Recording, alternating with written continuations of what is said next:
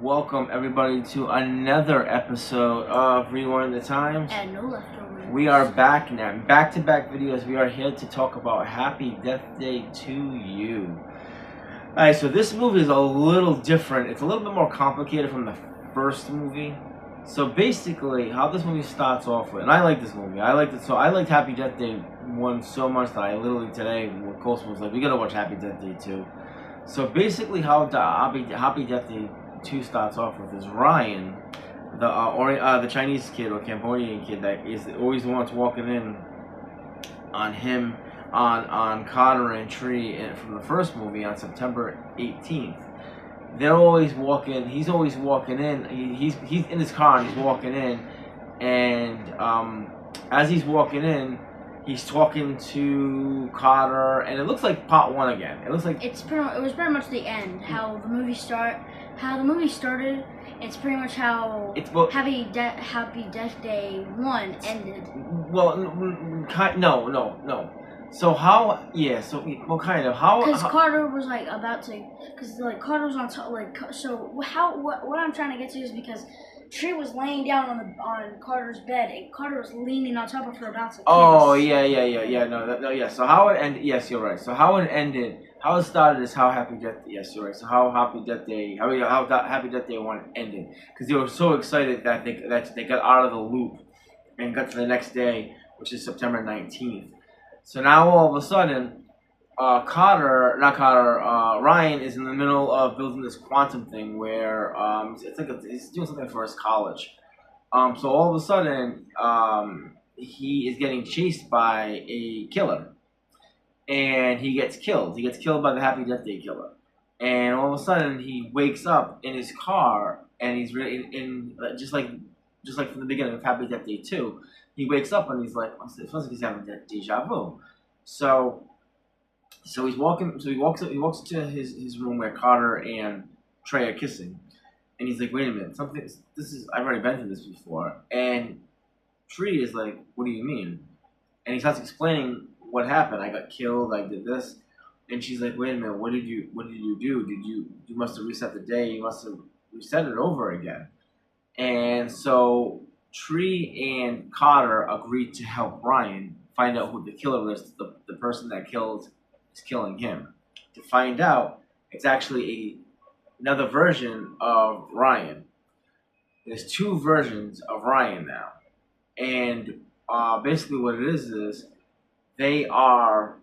It's kind of complicated. It's kind of complicated. It's not kind of complicated. Basically, what it is they want to send the other Ryan back through this thing that's called Sissy that Ryan and his roommates, Ryan and his friends are making for class. It's like a quantum thing, and I guess it's like a time travel thing. But before it's about to go off, the dean of the college walks in and unplugs it, and it does go off, but it sends them into a different type of world now. A world where Carter is not dating Tree. Carter is now dating a girl named Danielle, which is part of Tree's family. Yep. No, not part of Tree's family. Yeah, best friend. Yeah. Tree's mom is alive, and the killer is not the killer from Happy Death Day Part 1. So the whole time they're trying to fix the machine, and as they're trying to fix the machine, because they have to keep failing, Tree agrees to be the victim, and dude, she dies in some hilarious ways. Oh, I know my favorite song. Yeah. She jumps out of a plane, in a bathing suit, and she's like, yeah. Well, it's a bathing suit, and she's flipping them off as she's falling down. She jumps out of. She goes to a church, and she jumps off the top of it, and she falls down. She's like running with like marathon clothes, and she just runs into like these things that like trash. It's a tree cutter, dude. That one is hilarious. She's like smiling and running and just dives into it, dude. She has such an awesome personality. She is like the perfect person to play this character. I love her character. I love her character arc in this movie, which is just awesome. So, anyways, they fix the machine.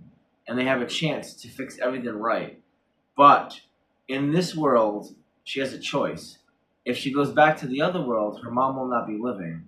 And her and Carter if she, let me rephrase that. If she stays in the world that she's currently in, her and Carter won't be dating, but her mom gets to live. Or she could go back and fix it, and her mom will be not around anymore, but her and Carter will be together. So it's kind of like a win-win, lose-lose situation, and it is hard. It actually makes you think in life. It made me think in life while I was watching the movie. I lost my mom. I lost my dad, and I would love to go back in time. And I guess a part of me is very naive and stupid because I think a part of me is very naive and stupid. I think time travel, a little bit of it. I wish it was real because I really wish I could go back in time and change things and have the current me telling the old me, hey, do this or do that. Especially when it comes to my mom. My dad died when I was 5, and my mother passed away when I was 29. I lost both parents. My dad was 25 or 26 when he died, and my mom wasn't even 50 years old. And I didn't get the opportunity to spend a lot of time with my mom before she died. And she was in the hospital, and she was suffering from cancer. She was suffering from a lot of things, and I just didn't want to see her like that. And I should have went and I should have seen her. And I wish I could have told the old me, go see her because time is so valued. We're not on this earth a very long time, and you gotta live every day like it's your last, literally. So I wish I would have went back on time and spent more time because I didn't know that she wasn't going to be around. This movie and also this movie tells us things happen for a reason. Things, things, things. Pretty much someone dies every single day. Well, it's not so much. That's not really what it tells us. That's not so much that close. It's just things happen for a reason, and even though we want to change it, and a lot of times we want to change things in our lives, there's a reason why God did it, and it's to get to where we're supposed to be. And this movie it kind of shows that in the end. So basically, they fix the machine, and they find out that the killer in this movie is Greg, the teacher who I assumed was the killer in the first movie, and it's Greg's wife. Greg's wife. That's a little side. That's a little side one. During the kill scene, he killed his wife. Yeah, because I want a divorce. Yeah, it's like I wanted a divorce and he killed her. So I was a little surprised with that. I thought Greg was the killer in the first one. I didn't think it was Laurie, but they did a really good job of hiding the killer, like hiding the side story in part 1. And in this one, I didn't think it was Greg at all. I didn't know who it was going to be, and then to find out it was Greg, it was. To be honest with you, I kept thinking it was Carter. I kept thinking I didn't think it was Carter at all. Why would it be Carter? No, I don't know. Just make a big shocker. Yeah, but but nothing led to that. There's nothing led to it. I can understand why the teacher was the killer in the second one. You know what I mean? Like he just didn't want to be with anybody. He didn't want to have an affair with it. He was having an affair with everybody. So I could definitely understand that one. So basically, at the end of this movie, she goes back in the time and she fixes time. She goes back to the world where her mom is not around no more, and her and Carter are dating. But it also has like a end sequence, which I thought was really cool. So they're sitting there and they're cleaning up the campus, and these secret agents come and they have Ryan's machine, which he calls it Sissy, and they're trying to fix it. They're trying to do something with it. So, in order to fix the machine, they have to have a test subject, and they make the test subject Danielle, which I thought was funny because she wakes up screaming. So there's gonna be a part 3 for this.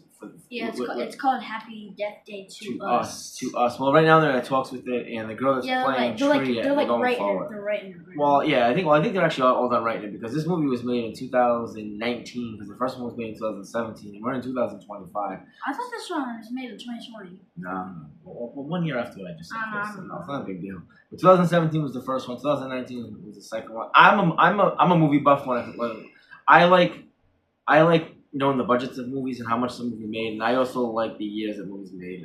Because I think when you watch a movie and it shows what year it's made, it's like a timestamp of what that movie was. I'll tell you what I like. I like when it's a movie that I really love and I can't wait for the second one. Because this movie, when Dad said they're making a third one, I'm like, oh, I want to watch that already. Yeah. Like Thanksgiving too. I need to watch that. Yeah. Like when there's like when I just love when they make second ones because I feel like the second ones are always better than the first ones. No. Most of the movies I watched, they're better. No, the originals, you can't beat the originals. I mean, that's my opinion. The second one, with Happy Death Day, the second one. I thought the second one. I thought the second one was better. The kills. I think first of all, the kills are more better. The storyline was funnier. Yeah. I think because she owns his character, she knows his character, she understands his character. She becomes more of herself in this character. I really love the actress that played Tree, Jennifer Rowan or something. Another thing I thought was really cool is this is the part of movies that I like. The girl played Laurie, Rachel Modine. Her father's Matthew Modine, which is the guy from the white guy. Matthew Modine, he plays in Stranger Things, the doctor. I just thought was so cool. I didn't know that was his daughter. I just thought that was so interesting. I like hearing and seeing stuff like that. So they are gonna make a part 3. It's called Happy Death Day to Us. All right, Colston, what did you rank this movie 1 out of 10? An 8.5. Yeah, so you like this one better than the first one. Yeah, I like this better than the first one too. I'm gonna give it an 8. I gave the first one a 7.5. I'm giving it the second one an 8. Just you have to. He goes higher than a 0.5, and I win. You have to. Okay, Colston, what's your favorite kill in this movie? I like when she jumps off the plane. Yeah, I have 2. I like the plane because when she's landing, she's like giving the finger. It's hilarious. Oh yeah, and then I like the one where she's running into the tree. Yeah, the tree cutter. That one's hilarious. It's just funny. She just jumps into it full head first. You know, was a cool thing that I noticed in this movie. It's when like she was falling down from the church and she like landed in her bed, which is what it opened up. Yeah, it's like she went through the wall, dying, like through the floor, dying, and then landed in her bed, which I thought was really, really cool. But another thing that we didn't talk about in this movie that was actually very, very important. In this movie, for some reason, every time she kept dying, she was getting weaker and weaker and weaker. So eventually, she was going to die and then die for real. So they had to solve. You only have 11 chances. Is that what it is? Yep. Oh, I didn't know that. Oh wow, I didn't know that. That's actually. Yeah, she said that. Did she? Yeah. Okay, I didn't know that. That was actually vital information. Because at the beginning, I didn't know that. Because at the beginning, when she was talking to Ryan about like what could happen, she's like, "Well, I lasted like 6 to 7 days, and we only have 11 days, so yeah, that's." I did not know that. That was actually hey, good job, man. That was actually really good, important information. I did not know that. So that's probably why she kept getting weaker and weaker and weaker. Because as they were trying to figure out the quantum thing to fix Sissy, she was getting weaker and weaker and weaker every time she died. I didn't know that. I can't believe I missed that part. That's cool, Colston. Awesome job. Colston actually puts up on stuff like that too, which is really, really good. I love the dynamic of me and him, and he does. He loves watching the kills and how they do the kills, and I like kind of like behind the scenes stuff. So we bring in very different dynamic to the videos, which I really like. So yes, Happy Death Day 3, Happy Death Day to Us looks like it's going ahead. Don't know when it's coming out, but I'm excited to watch that. So, okay, cool. So we talked about this in the first video. If they made a NECA figure, would you get it? Yeah, and they are. I know they made a Toonie Terror, and I think they're testing the water with the Toonie Terror. I think they want to see if that's gonna make money. People are gonna buy it. And if it does, then they'll make an actual NECA figure. We got it. I pre-ordered. That's what I'm starting to notice, because if they make a Toonie Terror, they're making a NECA too. Yeah. And sometimes I notice. And I'll say that with John Carver, because Thanksgiving came. Oh, the NECA toy already came out. Well, they made the Yeah, but they made the NECA figure first. Yeah, it's with this one, yeah. Then they made the Toonie Terror. But I noticed with this one, they made the Toonie Terror first. I think they're testing the water to see if the Toonie Terror is gonna make money, and if it does, then I think they'll make the bigger NECA figure. Yeah, I mean, I bought the Toonie Terrors. They're really cheap, like $12 a piece. But the only thing that would be different about, the only thing that's different about the masks is that in the first one it was not that black, like you know how it's like it was dirty. I just know it was dirty. In the first one it was dirty, but in this one it was very dirty. Yeah, I didn't think it was a big. But the only thing that I just know it was dirty. But we obviously know it's gonna have a gun. It's gonna have a knife. Well, it's not. I don't think. Yeah, maybe. Yeah. Well, no, it's gonna have a gun. That's the main. But the knife is the main weapon. Yeah. The knife is the main weapon of this killer. Oh, baby, that holds a knife. Yeah. The main weapon for this killer is the knife. So, all right, guys, we're gonna let you go. Me and Cole's gonna do another video hopefully later on today. If not, we have what other videos we have coming up? We got Freaky coming up, which is a really good horror movie, dude. I loved Freaky. Did you like it? Yes. I liked it a lot. I didn't like it. I loved it. I thought it was really, really good. I thought it was And really, then really we good. have the reboot of Nightmare on Elm Street. Yeah, which we still got. I can't believe. And Uncle Sam. And Uncle Sam. So we have 3 movies we're talking about. Yeah, Freaky was a movie. Freaky was a movie that I was looking up. Happy Death Day too. I watched the beginning of Freaky. And then Freaky popped up, and I was like, oh, let me check it out. It's with Vince Vaughn and the girl from Abigail. Yep. And I went. She's a really good actress. And she's really good at actress. And I went, oh, let me check it out. And I watched the trailer, and I went, oh, we're gonna watch this. We watched it last night, and I fell in love with it. I liked the movie. It was really, really cool. It has a good twist. Has a really good twist, and we'll talk about that when we do that video. So, all right, guys, everybody take care of yourself and with God first and family. Make sure you like and subscribe. Take care, guys. Peace. Deuces.